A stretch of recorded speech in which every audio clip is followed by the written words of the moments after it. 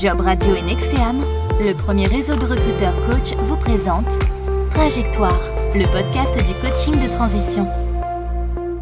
Eva Croiser. Jean-Baptiste Vénin. Bonjour à tous et bienvenue dans ce premier épisode de Trajectoire, le podcast du coaching de transition que vous pouvez retrouver sur jobradio.fr ou en téléchargeant notre appli Job Radio, disponible également sur toutes les plateformes de diffusion de podcasts. Eva, bonjour. Bonjour, vous êtes coach certifié HEC, directrice associée Nexeam, qui est donc notre partenaire sur ce programme. Cette première saison de Trajectoire comptera 10 épisodes au total, à découvrir tous les 15 jours. Alors quand on engage une démarche de transition professionnelle, il faut la plupart du temps s'être résolu à tourner une page, celle de sa précédente expérience. Alors peut-être plus facile à dire qu'à faire, vous allez nous le confirmer, surtout quand vous n'y étiez pas préparé. Écoutez. Les dirigeants du groupe Moulinex ont confirmé ce matin le plan social de 2100 suppressions d'emplois dans les usines du groupe implantées en France au cours d'un comité central d'entreprise réuni dans une ambiance particulièrement tendue. Sur place à Caen, Agnès Molinier, Jack Luigi. Ils n'étaient pas invités, mais ils sont quand même venus donner leur avis sur le plan social. En première ligne, les ouvrières des usines de Mamers et d'Argentan, dont la fermeture est programmée dès juin prochain. Vous foutez la vie en l'air de tout le monde, vous en avez rien à foutre. Vous êtes assis là comme il faut, confortablement. Vous gagnez des sommes mirobolantes pendant que nous, au SMIC. Faut pas pousser. Alors ce que l'on vient d'entendre, Eva, c'est un extrait d'un reportage du JT de 20h de France 2. C'était le 18 octobre 1996. Ce jour-là, les dirigeants du groupe électroménager Moulinex ont confirmé un plan social de 2100 suppressions d'emplois en France. On a entendu la détresse de salariés licenciés. Manuela Rupnel-Fuentes, docteur en sociologie, qui a écrit « Les chômeurs de Moulinex », a repris ce qui était dit à l'époque en disant que les Moulinex, on ne les reclassera pas tant qu'ils n'auront pas fait le deuil de leur entreprise. Faire le deuil de son expérience professionnelle passée, il faut en passer par là, Eva, pour entamer une transition professionnelle. Alors, en effet, Manuela Rupnel-Fuentes reprenait les constats des consultants en outplacement qui avaient en charge les salariés licenciés de Moulinex et qui avaient donc pour mission de les reclasser.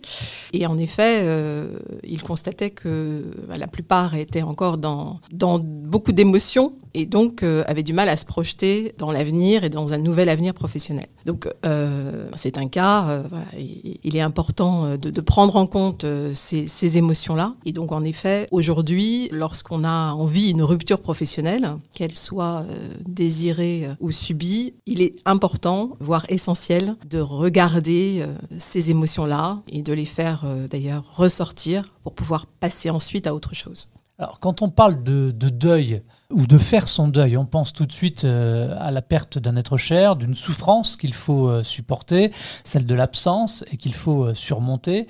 C'est la même chose avec un emploi. La perte d'un emploi peut s'apparenter à la perte d'un proche. Alors, dans les deux cas, c'est une perte. Et dans les deux cas, il y a de l'affect. Alors, c'est pas les mêmes, mais pour autant, voilà, on sait que tout un chacun investit sa sphère professionnelle de manière en général importante. Ça compte dans un quotidien, dans une vie. Et donc, il y a autant d'émotions, en tout cas, à faire rejaillir et à exprimer dans un contexte certes professionnel, mais c'est lié à une perte et il faut les regarder et les écouter. Alors, les réactions, elles sont souvent différentes face à la disparition d'un proche. La période de deuil ne sera pas la même non plus pour tout le monde. La façon de faire son deuil sera elle aussi différente. Là aussi, j'imagine que c'est le même processus dans le cadre du travail. On ne réagit pas tous de la même façon. Alors, on ne réagit pas tous de la même façon. D'abord parce qu'on n'investit pas forcément de la même manière la sphère professionnelle et dans son expérience professionnelle. Voilà, on a tous des niveaux d'investissement différents. Voilà, évidemment, c'est très personnel. Et puis, il y a aussi le temps qu'on passe dans une entreprise. Il est évident que faire le deuil quand on a passé 3-4 ans dans une entreprise ou lorsque l'on a passé 10 ou 20 ans, évidemment, c'est pas le même travail de deuil qu'il y a à faire parce que, évidemment, l'investissement n'a pas été le même. Alors, les réactions, elles sont aussi différentes selon, vous le disiez tout à l'heure, que votre rupture professionnelle vous est imposée ou pas, comme les salariés de Moulinex, ou que vous la choisissez en démissionnant ou en signant, par exemple, une rupture conventionnelle. On peut-être alors imaginer, à tort ailleurs, qu'une personne qui démissionne ou signe une rupture conventionnelle a déjà penser à la suite, la rupture avec la dernière expérience professionnelle sera donc moins brutale ? Alors, le processus de deuil, quand la séparation est souhaitée, nécessite de passer sur les mêmes étapes de deuil. Pourquoi ? Parce que, je prends un exemple, une personne qui quitte une entreprise en se disant « ça y est, j'ai fait le tour, l'entreprise ne va plus rien m'apprendre, voilà. Et puis, voilà, il faut que j'aille voir ailleurs ». Ça, ce sont les raisons qui peuvent être évoquées de manière consciente. L'intérêt dans le cadre du coaching de transition, c'est de pouvoir poser les choses et de regarder avec la personne quelles sont les éventuelles raisons qui ne sont pas forcément dites, pas forcément d'ailleurs conscientisées au départ. Comme par exemple, moi j'ai eu un cas assez récemment d'une personne qui finalement, au travers de l'analyse des raisons de son départ, s'est rendu compte qu'elle était dans une incapacité à gérer le conflit avec son manager et qu'au fur et à mesure, elle s'est raconté une autre histoire pour pouvoir se dire il faut que je quitte l'entreprise. Parce que c'était trop difficile pour elle de regarder la vraie raison qui était je ne suis pas en capacité de gérer ce genre de situation et donc je m'en vais. Donc, si on ne regarde pas ça tranquillement avec son coach, et c'est tout l'intérêt de cet espace de parole où on dit les choses en confiance et dans un climat de bienveillance, si on ne regarde pas ça ensemble, ça veut dire que la prochaine fois, dans la prochaine expérience professionnelle, il se peut que le scénario se répète parce que la personne n'aura pas pris le temps et n'aura pas eu cet espace-là pour regarder ça tranquillement et du coup, d'en faire aussi un axe de développement personnel et professionnel. C'est comment je peux améliorer ma capacité à gérer le conflit en entreprise. Eva, parmi les personnes qui viennent vous consulter, quels sont, j'ai envie de dire, les sentiments qui peuvent prévaloir, notamment chez quelqu'un qui vient par exemple de se faire remercier ? Alors, les principales étapes du deuil, ceux qui veulent regarder ça de plus près, il y a un certain nombre de psychologues, de psychiatres qui en parlent. C'est avant tout une profonde tristesse. C'est aussi passer par une vraie colère. Un sentiment d'injustice. C'est passé parfois au départ même par le déni, c'est-à-dire je vais y revenir, ou on va me réembaucher, ou il y a une erreur. Bon. Donc ce sont différentes émotions sur lesquelles il faut vraiment travailler dans le cadre du coaching pour pouvoir passer à autre chose. Et il faut exprimer sa tristesse, il faut exprimer sa colère. C'est un des rares espaces où on peut exprimer ses émotions.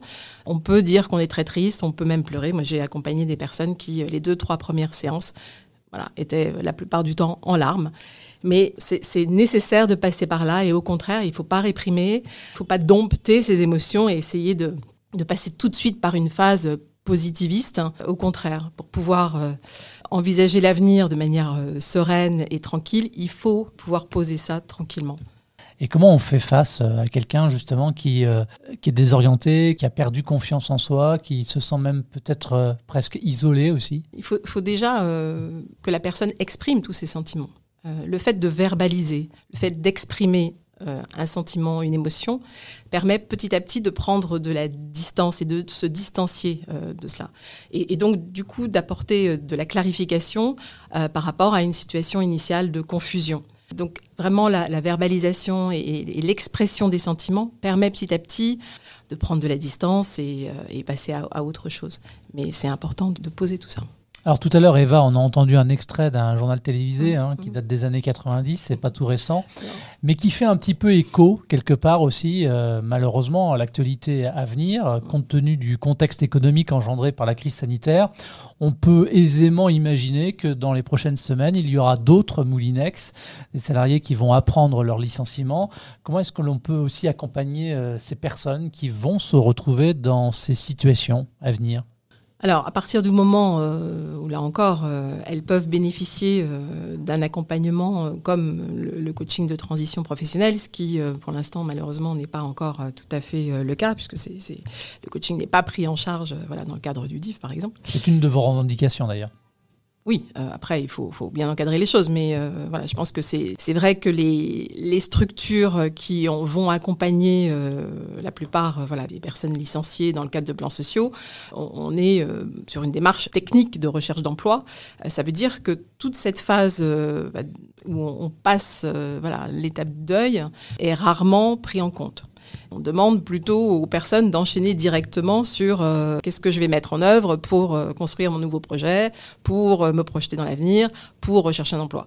Et ce qui est dommageable, c'est de ne pas pouvoir avoir cet espace pour travailler ces étapes du deuil au préalable. Pour bien comprendre les choses, pourquoi est-ce que c'est important ? D'ailleurs, c'est la même chose, quand on perd un être cher, on dit qu'il faut faire son deuil pour aller de l'avant, pour avancer.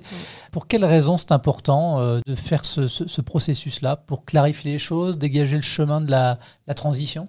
C'est passer par une écoute de soi. Et si on ne s'écoute pas, et si on ne se recentre pas sur ce que l'on est, sur ce que l'on ressent, si on ne vit pas pleinement ces moments-là, on peut rester bloqué. Malheureusement, il y a des personnes qui restent bloquées dans la colère. Des personnes qui ont du coup beaucoup de mal ensuite à se reprojeter dans une vie professionnelle et en entreprise parce qu'elles n'ont pas digéré, comme on dit, leur licenciement et elles n'ont pas eu la possibilité d'exprimer toute cette colère et donc elles restent rentrées.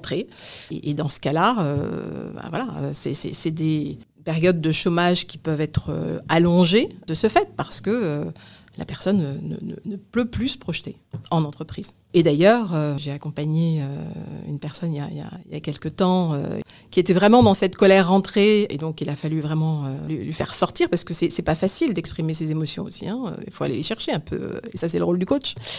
Et donc cette colère rentrée l'amenait à ne plus envisager de travailler en entreprise mais de se mettre en indépendant.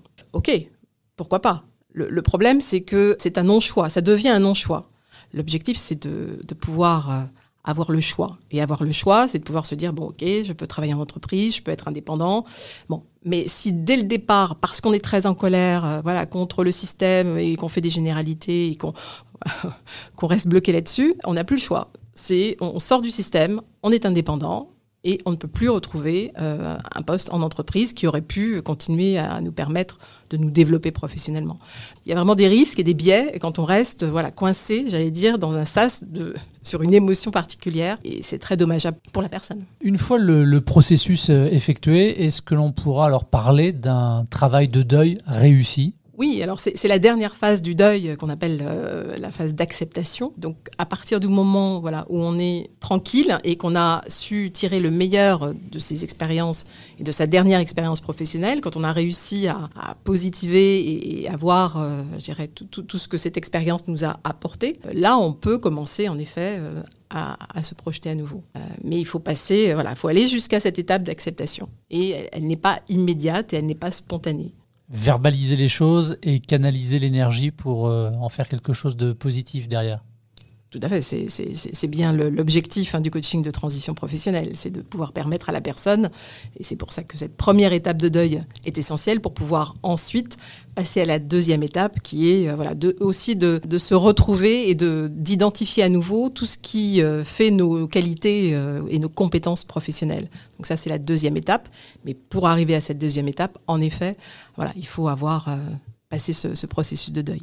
Eva, nous arrivons au terme de ce premier épisode qui était consacré donc au processus de deuil autour de la perte d'un emploi. Et pour ce thème, comme pour les autres à venir, on invite les auditeurs à réagir.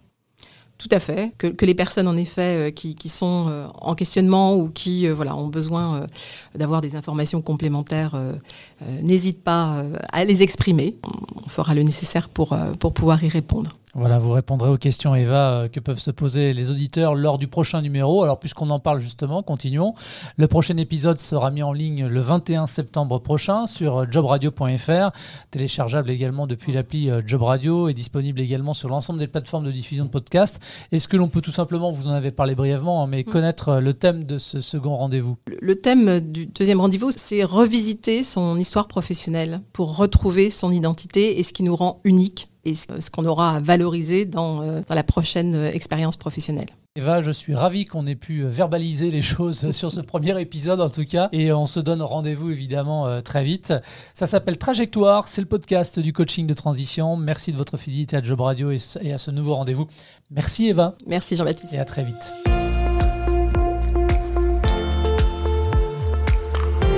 Nexeam, le premier réseau de recruteurs coach, vous a proposé le podcast Trajectoire. Tous les podcasts de Job Radio sont à réécouter sur l'application Job Radio et téléchargeables depuis toutes les plateformes de diffusion de podcasts.